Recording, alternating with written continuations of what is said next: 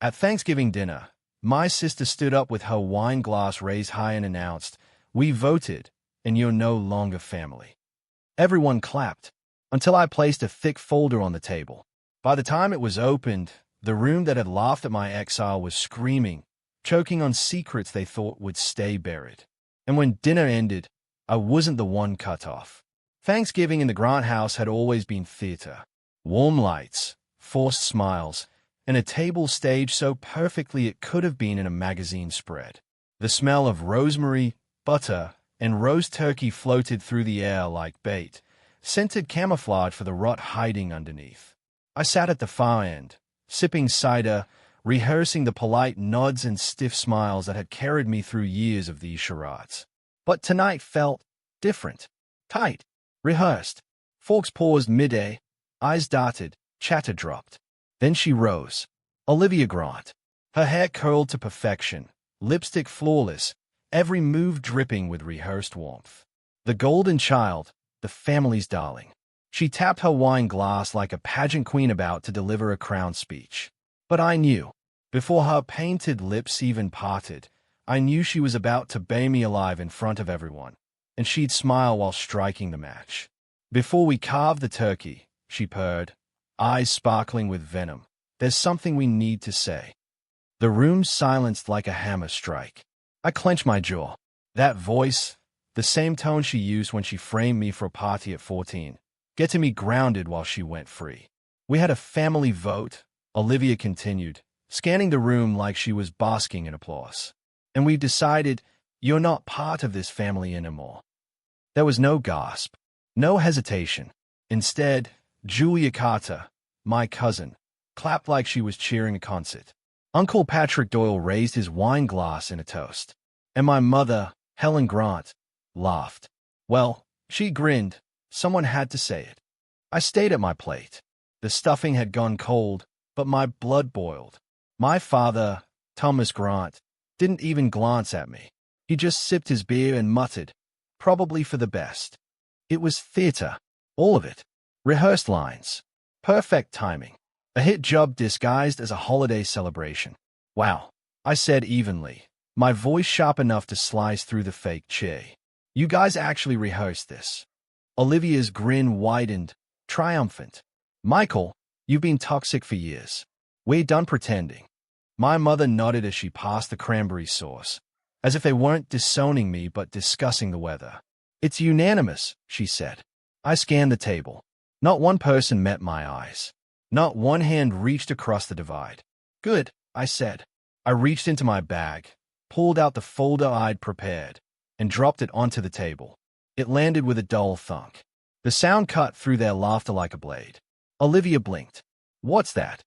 I leaned back, folded my arms. "Why don't you find out?" She snatched it up, flipped it open with a smack, then froze. Her face drained pale. Eyes widened. Page 1. Page 2. By the third, her smirk cracked and she screamed. The scream echoed across the room. Andrew Miller, her husband, yanked the folder from her hands. His jaws slackened as he read, eyes glued to words like they were etched in fire. The same crowd that had cheered minutes earlier fell into a silence so sharp, I heard the ice melting in someone's untouched drink. "It's all real," I said, calm, steady. Every word, every receipt. Helen's mouth opened, then closed. Julia's fork hung mid-A. Uncle Patrick set his wine down for the first time all night. "You want to know what's in that folder?" I asked. "Fine. But first, let me tell you why I built it." This didn't start tonight. It wasn't spontaneous. It was earned, brick by brick, betrayal by betrayal. Olivia, my sister, the polished star of the Grants, could do no wrong. Straight teeth. Fake charm. Lies varnished to a shine. Me? I was Michael. The quiet one. The reliable one. The one they leaned on. Not because they loved me. Because I never said no. I paid for everything. My own college tuition. Covered while working 2 jobs. Olivia's wedding? I footed half. Dad's surgery. When insurance didn't cover it. $15,000. Mom's mountain of credit card debt. $135,000 gone in a blink. Julia's college move-in. $7,200. Even Andrew's rehab stint? $9,500. All me. All told, $92,000 over 5 years. Not one of them offered to pay me back. Not once. Instead, they joked at dinners. Oh, Michael brought wine. Must be nice to afford the good stuff. You're lucky. No kids slowing you down. Maybe if you weren't so cold, you wouldn't be alone. And yeah, I was alone. No partner. No children. Just me, my work, my dog. But that didn't make me weak. It made me useful, at least in their eyes. Until the day I said no. Olivia wanted me to co-sign a loan for her and Andrew's wellness cafe. I said no. Politely. Firmly. That's when the silence began. Blocked. Ghosted. Removed from the family group chat. Mom stopped calling. Dad's replies shrank to one-word texts. Suddenly, I was toxic. So, I got quiet. But not idle. I gathered everything. Bank transfers. Email chains. Screenshots. A full timeline of who asked, when, and why. And the private thread where Olivia called me a cash cow with no spine. Andrew found the line that broke him. $4,200 charged to his own card. A 3-night stay in Riverton Shores with a woman named Marissa. He stared at the page like it had slapped him. His finger trembled on the transaction. 4,200. Riverton Shores. Marissa. He turned to Olivia, voice low but sharp as steel. Who's Marissa? Her eyes darted. To me, to him, to the folder. Her mouth opened but no sound came. Don't start, she snapped, voice rising. But Andrew didn't flinch. You said you were meeting investors. At a wellness retreat. Why were you at a hotel for 3 nights, on my card, with someone named Marissa? Her silence said everything. Helen jumped in, her voice shaky, desperate. Can we all calm down? This is Thanksgiving. We shouldn't be fighting like this. I turned to her, slow, steady. Calm down. You call me a parasite, Helen, and you did it while cashing the check I sent to keep your lights on. Her mouth snapped shut. Finally, Thomas spoke from the head of the table, rubbing his temples like this was a minor inconvenience. You're making this bigger than it is, Michael. I snapped my gaze at him. No, you let them do this for years.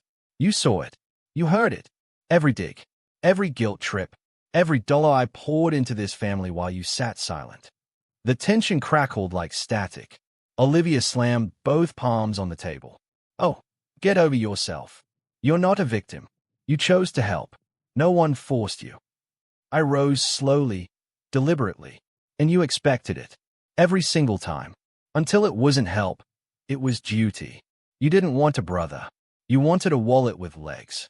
Her face twisted. You think this makes you a hero? Printing screenshots, bringing a folder to dinner? You're just a control freak looking for an audience. No, I said, my voice like stone. I'm done being controlled. And I'm done being useful only when you need to be rescued. Andrew stood too, still holding the folder. His voice was cold. Is this true? All of it? Olivia's lips trembled. No fake tears this time. Just silence. The silence that speaks louder than any denial. You made it sound like he was crazy, Andrew whispered. She didn't need help making me look crazy, I said. She just needed you to ignore the truth. Olivia's composure cracked like ice. I had to, she spat. You were turning everyone against me. I didn't raise my voice. You did that yourself. The silence strangled the room. And then, I reached into my coat pocket.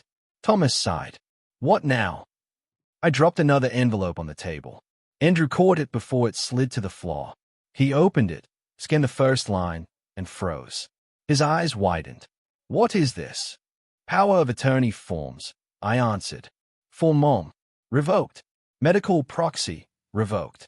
Emergency contact. Removed. Every legal tie I had to this family. Gone. Signed. Filed. Finalized. Helen gasped. You're cutting ties completely. Completely, I said. Starting now. Her voice cracked, tears finally rising. You're being selfish. We made mistakes, but we're still your family. I met her gaze. Calm. Final. No, you're not. Olivia let out a bitter laugh. You'll come crawling back. You always do. I looked at her one last time. Not this time. And then I walked out. No apology. No goodbye. Just the stunned silence of people who had finally run out of leverage that I didn't go home right away. My hands were still shaking as I walked out of that house. Not from fear, but from release. A weight I'd carried for decades had finally slipped from my shoulders. I drove without thinking, letting instinct stay. Somehow, I ended up at Lake Morgan, the quiet stretch of water my father used to take me to fish when I was a boy. Back when he still looked at me like a son, not a wallet. The lake was still, the surface untouched. No laughter, no venom, just wind rustling the trees and the sound of my own breath. I sat there for hours, and for the first time in years, I could hear myself think. No buzzing phone demanding I cover another emergency. No guilt pressed into false affection. No calculating eyes watching me across a holiday table. Just peace. That night, I made a decision. If they had cut me out, then I was going to cut them out too. Not just emotionally, not just symbolically. Legally, financially, completely. The next morning, I booked 3 appointments. Doctor, dentist, therapist. Not because I was broken, because I finally had permission to take care of me. My calendar had always been clogged with their crises. Olivia's loans, Julia's tuition, Andrew's rehab. Now, the only name on the calendar was mine. But peace never lasts long in toxic circles. The first voicemail came 3 days later. Helen's voice, shaky but rehearsed. Michael, we were angry, but we're still your family. Don't let one bad night ruin everything. I deleted it. The next day, Olivia. Her tone dripping venom. Andrew's divorcing me. Are you happy now? Delete. Then Thomas. Flat. Emotionless. You went too far. Your mother is sick with worry. Fix this. Delete. The messages kept coming. December 22nd, a photo from Helen. Their living room half decorated, stockings hung limp on the mantel. The caption read, "It doesn't feel the same without you." December 23rd, Julia's text. Lily keeps asking why Uncle Michael isn't coming this year. December 24th, Thomas again. We need help. The mortgage is overdue. Enough is enough. Every attempt was a hook, baited with guilt. I didn't bite. February brought a letter. No return address, but I knew Helen's handwriting. 3 pages. Page 1, regret. We were under stress. We didn't mean it. Page 2, guilt. Your father's health is worse. Olivia is falling apart. Julia's confused. Alone. Page 3, the truth. We're underwater. We're selling the house. Please, one last time, help us. I set the letter on the table. Read it twice. Let the guilt swirl around me, then die. Then I folded it in half, walked to the trash can, and dropped it in. Because that letter wasn't love. It was access, and I was done being an open door. It clicked for me then. They didn't miss me. They missed what I gave them. The open wallet, the lifeline, the silent brother who never said no. Once I saw it clearly, the choice became simple. I packed my life, and I left. Brighton Point, a city far enough from Westbridge that the ghosts couldn't follow. New apartment, new keys, new air that didn't smell like guilt. I got a job I actually liked, work that challenged me but didn't drain my life away. Nights passed quietly. No vibrating phone jerking me awake at 2 a.m. with another emergency. No boiling guilt under my skin. Just sleep. For the first time in decades, I slept through the night. I blocked every number, every email, every shared account, shut every door they had once walked through like they owned it. And with the silence, something unexpected happened. I came back to life. I reconnected with old friends I hadn't seen in years, people I had pushed away because I was too busy playing savior. I started volunteering at a local shelter, not because someone demanded it, but because I wanted to give freely, without being bled dry. And in that space, in that quiet, I discovered something I never thought I'd feel again. Joy. But silence, when it comes to families like mine, never stays silent for long. One night, as I walked home from the shelter, my phone buzzed with an unfamiliar number. Against my better judgment, I answered. Michael. It was Andrew Miller. Michael. The voice on the other end cracked with exhaustion. Andrew? I asked, already certain. He exhaled hard. Yeah, I know I'm probably the last person you want to hear from. You're not wrong, I said. My tone was flat, but I didn't hang up. There was a pause, the sound of a man fumbling for words. Everything in that folder, it was true, wasn't it? The image of Olivia's face when she saw those pages flickered in my mind. Her scream, the way Andrew's expression had collapsed as he read. Yes, I said simply. Every word, every receipt. Another pause. Then his voice, low and tight. She lied to me. 4 years. I filed the papers last week. So it was real. The marriage was over. I should have listened to you, Andrew muttered. You warned me, but I thought you were just jealous or trying to stir things up. I leaned against the brick wall outside my building, the night air biting. I didn't need to stir anything. Olivia did all the damage on her own. He gave a humorless laugh. Yeah, she did. The silence stretched. Finally, he said, Look, I don't expect forgiveness. But if you ever need anything, I owe you. I almost laughed. No, Andrew, you don't owe me. I'm not keeping score anymore. For once, I meant it.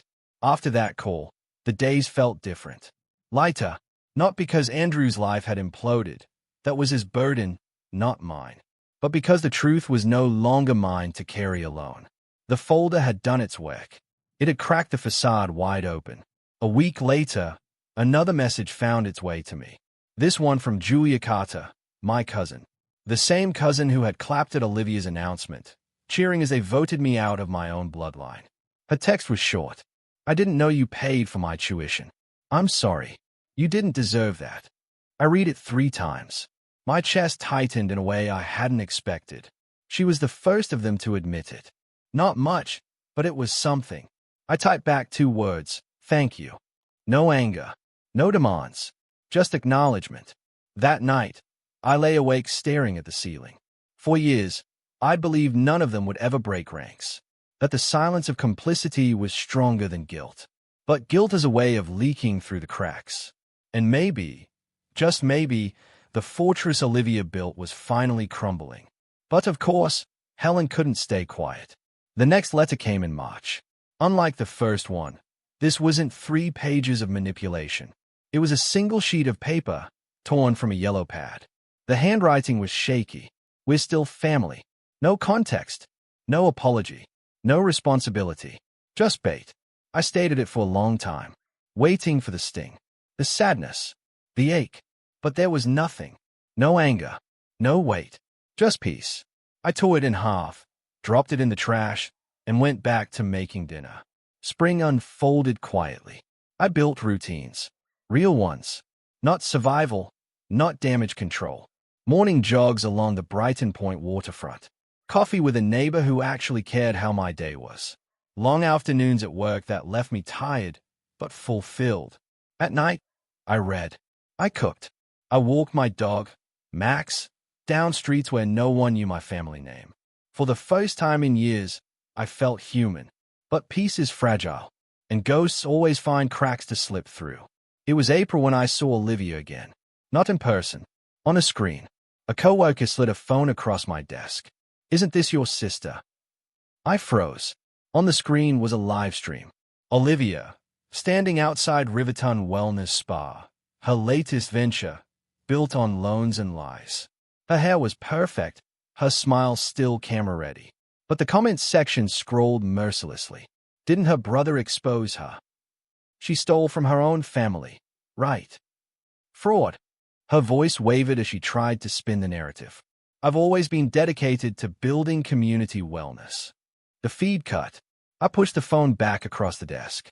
Yes, that's how. And for the first time, I didn't feel rage. I felt pity. That night, my phone buzzed again. Unknown number. This time, I didn't answer.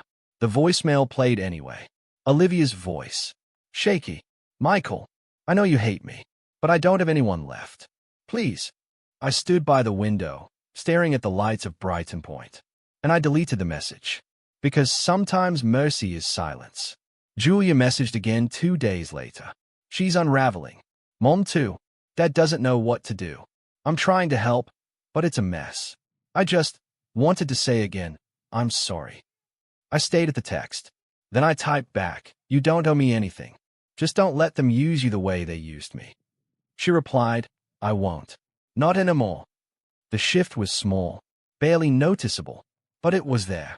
For the first time in years, someone in that family had chosen truth over loyalty.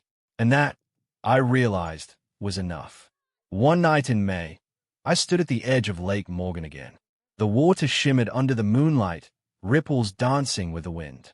I thought about the boy I'd been, sitting on this same shore, clutching a fishing rod too big for my hands, believing that one day, if I gave enough, if I worked hard enough, they'd see me, they'd love me. But love bought with silence isn't love at all. And now, finally, I knew it. I closed my eyes, let the wind wash over me, and whispered the words I should have spoken years ago. I'm free. The summer heat clung to Brighton Point like a second skin. I was sitting on my balcony one July evening, sipping coffee gone lukewarm, when the email arrived. No subject line, no sender name I recognized, but the address was unmistakable, Helen's. Against my better judgment, I opened it. Michael, it read. We're losing the house. Please, one last time, do it for your father. Attached was a notice of foreclosure.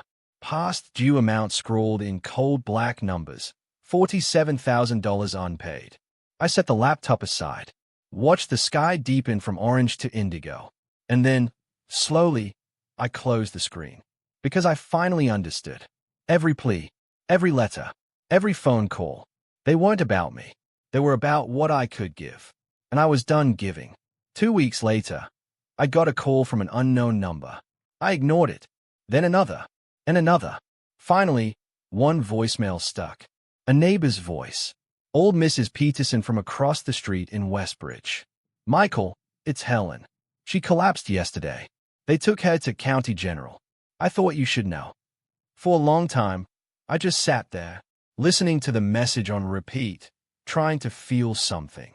Regret, anger, grief, anything. But all I felt was distance. Still, I drove to County General the next morning. When I walked into her hospital room, Helen was propped up in bed, pale, thinner than I remembered. Thomas sat in the corner, silent. Olivia wasn't there. Julia stood by the window, arms folded. Helen's eyes opened, and when they landed on me, her lips trembled. Michael, she whispered. For a moment, the child inside me stirred, the one who used to wait at the door for her hug, for approval that never came. But I stayed standing. You look well, she said, voice shaky. Better than I expected. I gave a faint nod. I am well. Silence stretched between us. Then she said it, the line I'd heard 100 times in 100 forms. We're still family. This time, I didn't hesitate. No, I said softly. We're not. Her eyes filled with tears. Thomas shifted uncomfortably in his chair. Julia looked down at the floor. I turned to leave. Michael, Helen's voice cracked behind me. Please, just remember, I did love you. I paused at the doorway. No, I said again, but gentler. You loved what I could give. That's not the same thing. And then I walked out. I didn't go back to the hospital. I didn't send flowers. I didn't answer the text that trickled in after that. Julia asking if I was okay, Thomas demanding I reconsider, Olivia lashing out with venom even as her own life crumbled. Instead, I lived. Brighton Point was no longer just an escape. It was home. I signed a lease on a small art studio, took photography classes, began traveling again. Nothing extravagant, just places that fed my soul. Montreal in the fall, Lisbon in the spring. I laughed more, slept better, stopped waiting for the next blow. For the first time in 43 years, my life was mine. In November, nearly a year after that Thanksgiving implosion, I got an official notice in the mail. The Grant family home, the place I'd been voted out of, the stage where they tried to exile me, was up for auction. I stayed at the address. The cracked driveway. The numbers etched into the mailbox. Memories pressed like bruises. And then I smiled. Because this time, I wasn't the outsider watching them sell off pieces of my childhood. This time, I was free. I didn't attend the auction. I didn't need to. Instead, I donated quietly to the Brighton Point Shelter Fund, helping 3 families secure permanent housing before winter. Because giving, real giving, felt different when it wasn't ripped out of you with guilt. It felt lighter. December came. Snow dusted the city. Holiday lights glowed in shop windows.